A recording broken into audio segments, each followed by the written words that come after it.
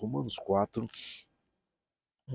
versículo 1 a seguir, para que nós tenhamos um pouco de contexto. Diz assim: então, o que podemos dizer de Abraão? Uma vez que a gente vinha falando que não é porque você tem fé e que eu tenho fé que nós devemos menosprezar a lei de Deus.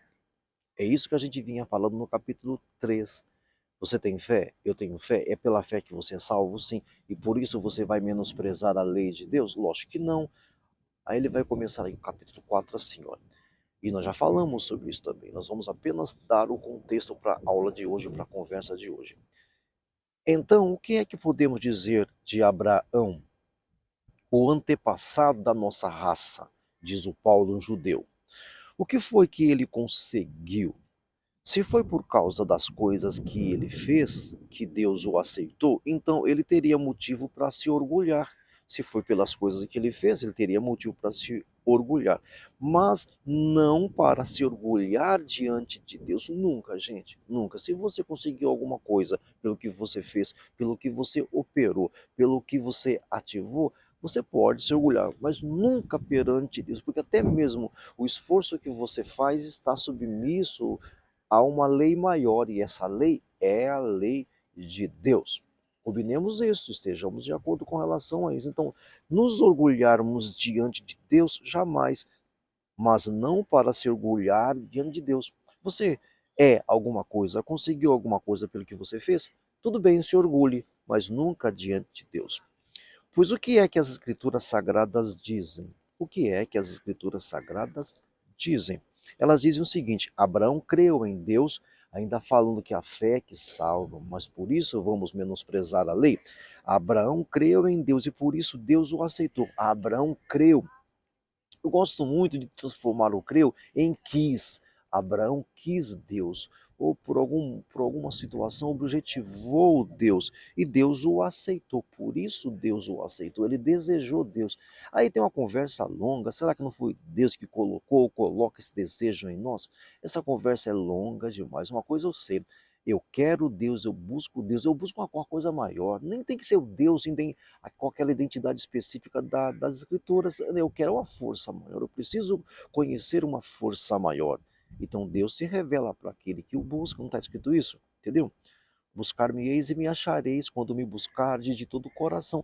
Esse buscar de todo o coração é com a identidade certa? Lógico que não, eu quero apenas a força maior, alguma coisa maior, alguma coisa que não me satisfaz, eu quero conhecer uma força maior. Abraão creu em Deus, que eu gosto de transformar em creu em quis. Abraão quis Deus, buscou Deus, e por isso Deus o aceitou.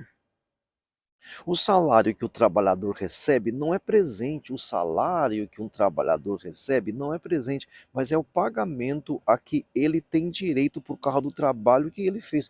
Porém, a pessoa que não põe sua esperança nas coisas que faz, mas simplesmente crê em Deus, sabe assim, eu quero Deus, e se o Senhor não se revelar para mim, vai ficar por isso mesmo. Eu quero o Senhor, eu quero essa força maior, eu quero Deus Todo-Poderoso, e não tem como eu alcançá-lo. Aí o meu ser, todo o meu sentimento, todo o meu ser começa a concluir, não é, eu não vou conseguir sozinho, Deus se revela. Porém, a pessoa que não põe a sua esperança nas coisas que faz, mas simplesmente crê em Deus, ou quer Deus, deseja Deus, e a fé é a fé dessa pessoa que faz com que ela seja aceita por Deus. O Deus que trata o culpado como se ele fosse inocente. Eu quero essa força, mas não o conheço, precisava conhecê-lo. Eu quero conhecê-lo. Nesta procura, nesse desejo, nesse querer a Deus, ele não trata, ele trata o culpado, Deus trata o culpado como se ele fosse inocente. De novo, o versículo 5, porém, a pessoa que não põe a sua esperança nas coisas que faz, mas simplesmente crê em Deus, é a fé dessa pessoa que faz com que ela seja aceita por Deus. O Deus que trata o culpado como se ele fosse inocente. Ele não vai se revelar ou não se revelar porque você é culpado ou inocente. E sim o desejo que você tem, o querer que você tem, o objetivo que você tem, essa fome que você tem dele, faz com que ele se revele. Aí, de repente, depois você possa ser, puxa vida, culpado, culpado, culpado. Totalmente culpado. Ele não vai lidar com você a partir da sua inocência ou da sua culpa? Ah, não vou me revelar para esse, vou me revelar para aquele. Gente, se for assim, pelo amor de Deus, olha o Jonas. Por que que Deus quis o Jonas, irmãos? O cara de antemão já não queria ir para aquele lugar e Deus foi lá e fez o cara ir. Meus irmãos, olha, por exemplo, para o Saul, olha, por exemplo, para o faraó, e Deus está lá tentando falar com o cara, tentando falar com o cara. Então, fala assim, Deus não quis falar comigo, Deus não falou comigo. Não, isso não é verdade. Não, Deus quis falar. Você quis de uma forma ou de outra conhecê-lo, ou acabou mexendo em algum ponto cirúrgico, algum ponto sensível de Deus, Deus vai se revelar, para o bem ou para o mal, mas ele vai se revelar. Olha o Nabucodonosor, gente, quem era o Nabucodonosor? Um ímpio. E Deus foi lá e falou pro cara, conversou com o cara.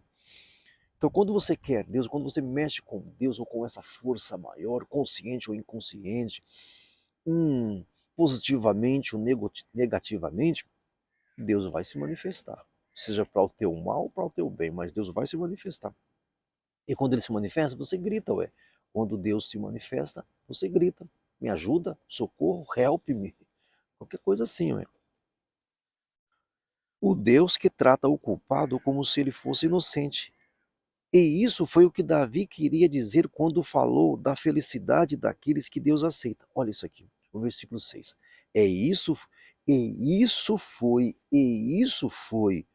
o que Davi queria dizer quando falou da felicidade daqueles que Deus aceita, o Salmo 32, né?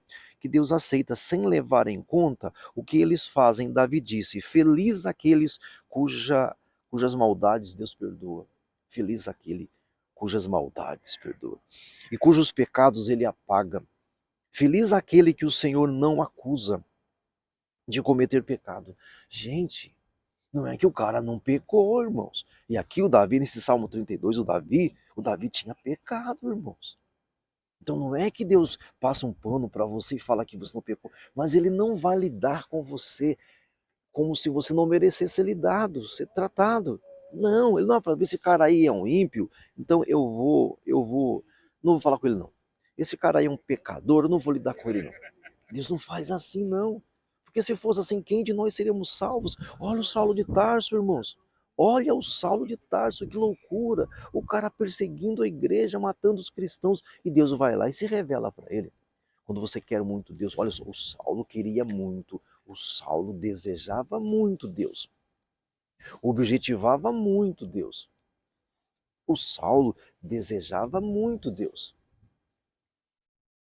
demais Deus. Mas mesmo assim, ele matava os cristãos, ele perseguia a igreja, meus amados. Ele perseguia a igreja.